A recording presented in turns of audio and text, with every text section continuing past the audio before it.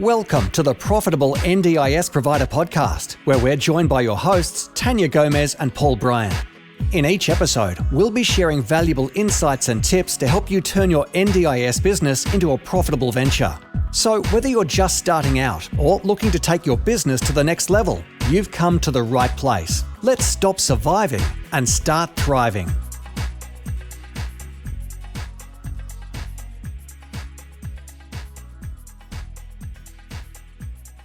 Hello there, and welcome to the Profitable NDIS Provider podcast with your hosts, Paul and Tania.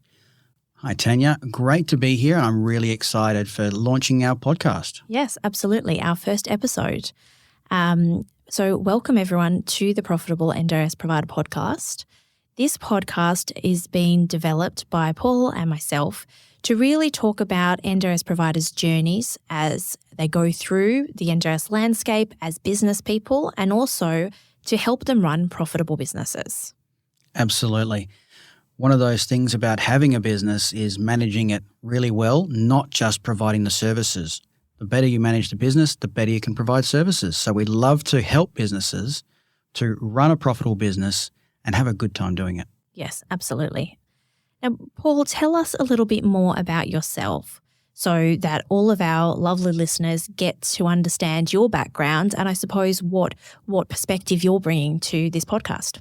Fantastic. Yes. So I have been a business coach for about 7 years now, working with a number of different businesses in different areas. But for the last 3 to 4 years, I've been working predominantly within the NDIS, helping providers to understand the business landscape. You know, a lot of people coming from being nurses and support workers, not having a business background. So developing processes for the businesses to be able to operate well and grow, but also provide fantastic service. Amazing. Great. And what about yourself? So I run Tania Gomez Consulting, and we make NDIS compliance and quality easy. And I might go as far as saying fun. And I'm an NDIS auditor in the space, and I've been working in the NDIS space for many years. I founded Provider Plus in 2017, or co-founded, Provider Plus. And now that I am no longer involved with Provider Plus, I'm working directly with NDIS providers myself to help them run compliant, high quality and successful businesses. And that's what I'm really passionate about. So I'm hoping that I can bring my auditor brain, my compliance and quality brain, but I've also owned and operated businesses since my 20s, and hopefully some of what I've learned is transferable to our listeners. Oh, I think absolutely it will be. Yeah, I'm hoping so. So, Paul, I know we've had lots of conversations, but for our listeners, what is this podcast about, and why should people listen to us?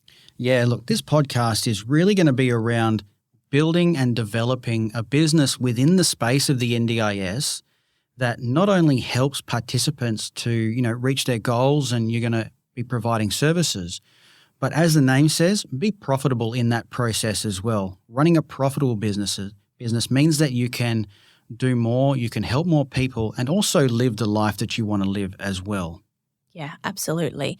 And I know very much from the providers that I've worked with and working in the community health space for my career that sometimes the word profitable is seen as a bit of a naughty word. Why is it that we chose the profitable NDIS provider? Do we want to, talk about this idea that profit isn't a bad thing, that we need profit in a business so that it's sustainable and can meet its objectives as a business, as its own living and breathing entity? Well, the purpose of any business is actually to generate a profit, because if it's not going to be a business for very long. Yeah. And so profit always has to be in the mind of a business owner and how they're generating profit, what their profit margins are in the business. Bearing in mind that profits aren't the end goal of the business, really helping the clients to reach their goals is what you want your business to focus on. But profits are a fantastic measurement tool for any business to understand its health and what it's capable of doing in the future and how it will grow. Yeah, absolutely. If you don't have a profitable business, it's not sustainable. Absolutely. You can't help more people. You can't give job opportunities to people. And it really limits what you can do. And, cash and cash flow is really important.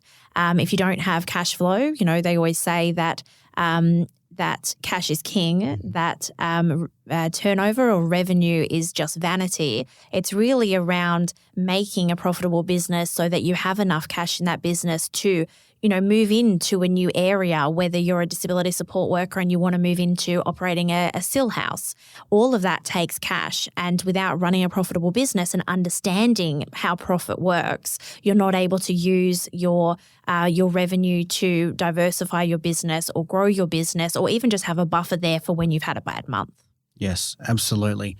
It does give you peace of mind also knowing that you're not running by the bones, right? Yeah. And you don't want to be, I've spoken to a lot of providers who are going, I don't know how I'm going to pay my workers next week because we're running at such a tight margin, and you're hoping that next payment will come in. Yeah, I've been there. That's a horrible place to be. I've been there myself as well, right?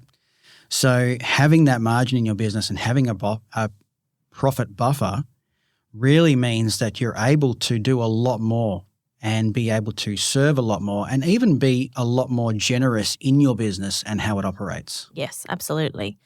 I'm hoping in this podcast also that we'll be able to share some inspiring stories of providers that we both work with and use their journey and their stories to help other people and showcase some insights and advice around tips to grow your business, to have a sustainable business.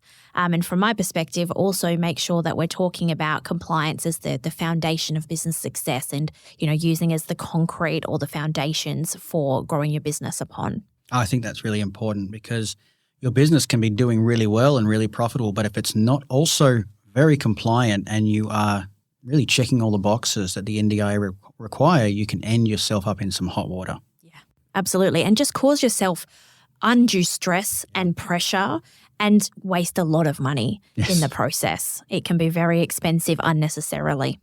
So, Paul, I'm interested now to know a little bit more about you and your journey. I understand that you're a business coach and you help, amazing providers. But why NDIS, and where did your journey begin? Yes, so my journey definitely did not start in NDIS. In fact, for the last 17 years, 18 years, I've actually had a cabinet making and furniture business. And that grew quite well, and not for the lack of me trying to kill it a few times. But, after a while, I got a coach of my own, started developing the business, and people started asking me for help with theirs because they saw what I was doing and they wanted to do something similar. So I started actually coaching and mentoring some people, which really grew into a passion of mine as I started doing it. So for the last 4 years, I've actually been certified as a business coach and consultant and working primarily in the NDIS, mainly because I started working with a friend of mine who is a provider here in Perth. And I saw the mess that the NDIS was and the amount of providers who genuinely cared about their clients. They were nurses, support workers, but just didn't have those tools and systems in place to run a business that was going to last the test of time.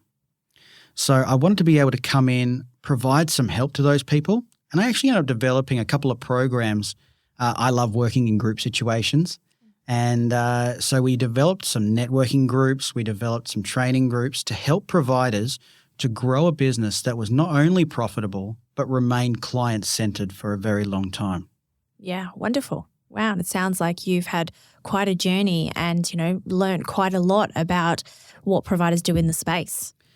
Tell me, Tania, how did you get started? Yeah, so I've been working in the NDIS since the rollout in the trial sites in New South Wales in 2013, I think it was. And I started my career many, many years ago as an early childhood teacher and gravitated naturally to children with additional needs. Specialised in working with children with additional needs in their school settings. But then I ended up working in large not-for-profit organisations with working with children at risk of harm. They had an RTO and I also ran the RTO for 7 years, and I grew that RTO from 3 students to almost 10,000 students over 7 years. And was on the board of their organisation, and they had a disability provider, childcare centres and an RTO. And I learned all about the transition to the NDIS. And then I was looking to move on from that role after 8 years in the seat, and found out I was pregnant just as I got a CEO's role. And I felt I couldn't be a CEO with having my third child, and I had tried hard to have that third child. So I just started helping the clients that I knew and people that I knew in the industry transitioning their businesses over to the NDIS. And then I found a bit of a niche and started Provider Plus, which today serves over 4,000 NDIS providers. I sold my interest in Provider Plus just last week, actually, and no longer involved with that business. And now I'm working directly with clients, helping them with quality and compliance. I became an NDIS auditor in 2019 and have probably done a couple of hundred audits. My husband's an NDIS auditor and my two best friends are NDIS auditors. Runs in the family. Yes. Well, yeah, we're all really passionate. My husband comes from a hospital setting, but we're all really passionate about helping people who help people, and really spreading that impact. And as an auditor, I became an auditor so I could learn the standards inside and out, because I'm someone that absorbs information and loves it.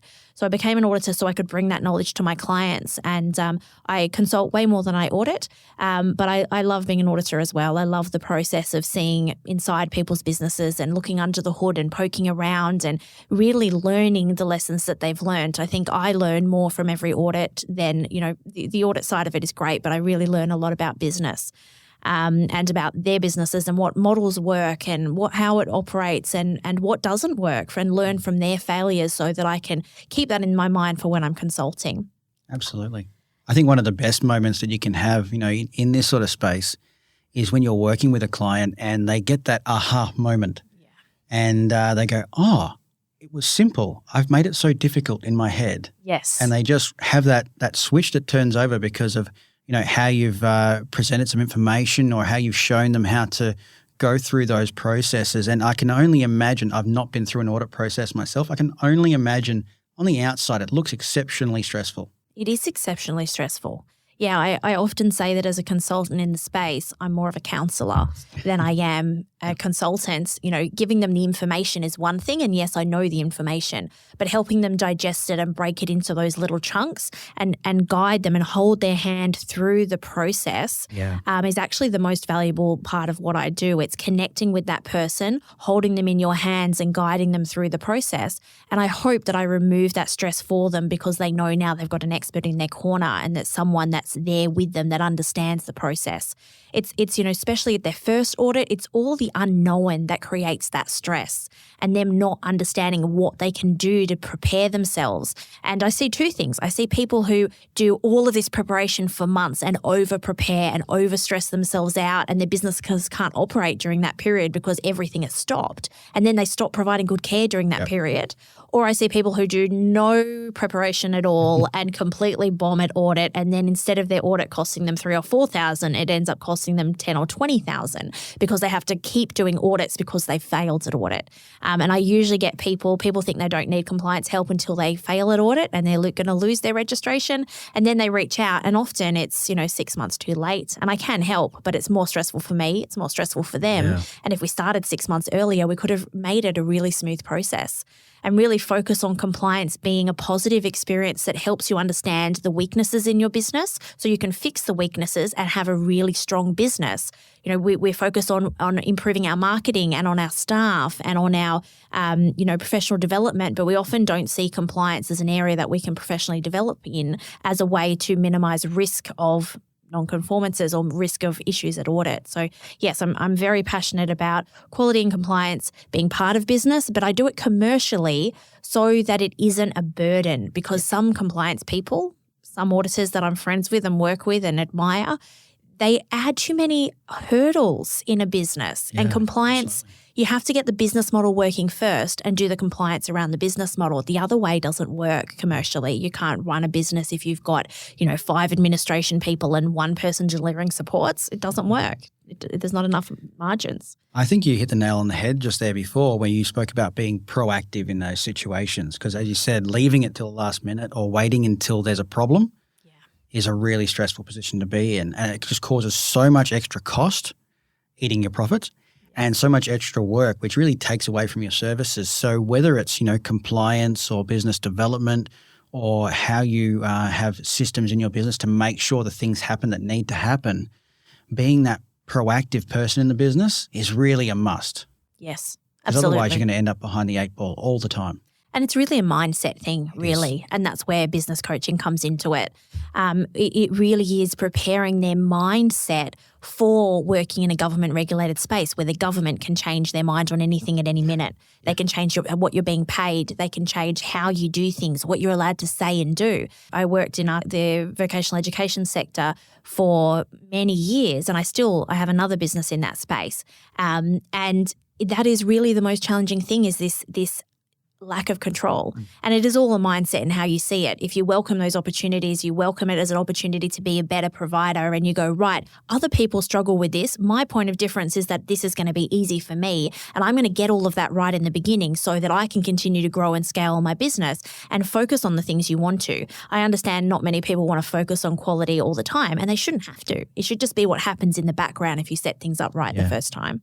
And then you have no limitations to growth. You have no limitations to scale. And I like compliance, but I love scaling businesses. I love growing businesses. I love seeing when you start a business, like the college I spoke of, there was 3 students when I started, 10,000 students when I left. There was 1 course we taught when I started, 10 courses in 5 states and 3 countries when I left. And that growth and that journey through what you learn as a person and the journey you go on to be that kind of person is what I'm really passionate about. And hopefully we were able to share these stories, but also many other stories of providers in this podcast to help people really understand how to be a profitable provider, and how to make sure that we still have ethical practices while making profits in the space. Absolutely. I'm really looking forward to when we actually have a few people that we've worked with come on the podcast and share their stories about where they started, the problems that they were going through, and how they actually worked through those processes to never have those problems happen again. Yes. Because having that load off your mind really means that you can focus on your services, your clients, and looking after your staff as well. Absolutely. Yes. Now, that's probably about all we have time for today, but should we talk quickly and give a bit of a sneak peek about our next episode that is coming up? Yeah, absolutely. I'm pretty excited for this because I'm going to interview you. Yeah, absolutely. That's so we're exciting. going to get really into what compliance looks like, how that works for a business, how to be prepared for it. And I know you have so much experience and probably some horror stories, but hopefully also some fantastic success stories that we can talk about, and what that compliance role looks like and how it applies to any provider, whether you're registered or not. Yeah, absolutely. Yeah, so I'm looking forward to that. So thanks everyone for joining us today. You can follow us on Facebook and YouTube, and we look forward to seeing you in our next episode around NDIS compliance and registration. Fantastic. See you next time. Yeah, see you then. Thanks for tuning in to another episode of the Profitable NDIS Provider podcast with Tania Gomez and Paul Bryan. We hope you found today's episode informative and valuable. If you enjoyed the show, please don't forget to subscribe, leave us a rating, and share it with others who could benefit from our insights. Until next time, keep thriving.